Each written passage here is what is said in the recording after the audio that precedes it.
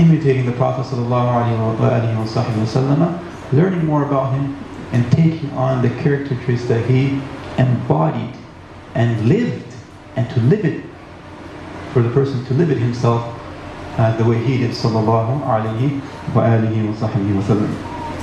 A Muslim, a believer, is to take care of the rights of others and to be attentive and have concern to the rights of others, especially those that are very close to him, of relatives, wives, children, and so on, parents, that he be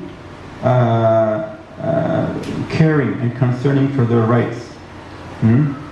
Likewise, a person has to be concerned and care for the rights of his own body. Right? Your body is the vehicle that takes you through life. So if any one of us takes upon an act of worship, let him take upon an act of worship that he can be consistent with.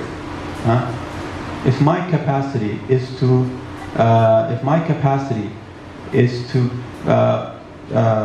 fast every other day, that's my capacity. I can't impose that capacity on my brother Muslim and sister. I can't say to him, you have to also fast every other day, because it's the best type of fast. Okay, no, it's the best type of fast. But if that's not your capacity, then there's another way of fasting that you can go about, which also the Prophet himself did, sallallahu alayhi wa alihi wa sallam, which is fasting every Monday and Thursday, for example. If that's still too much, if that's still beyond your capacity, you can't take that act of worship upon yourself, because you find that you won't be able to be consistent for one reason or another. Every human being is different. Okay? Then you can do the white days the white days of every lunar month, which is the 13th, the 14th, and the 15th. 3 days. And if that's still too much, then at least, at the very bare minimum, try not to leave out those days that are blessed, and fasting them the Prophet put great emphasis upon. Like, for example, the day of Ashura, which was yesterday. Some of the days of Dhul Hijjah, the first 10 days, some of that. Of course, Ramadan's obligation, there's no question, in the month of Ramadan, you must fast that. Those other days that have great merit and importance with regards to fasting, so you try to fast that. For example, I'm giving you an example. So in other words, what this is telling us is to do something. Let's do something. Something is better than nothing.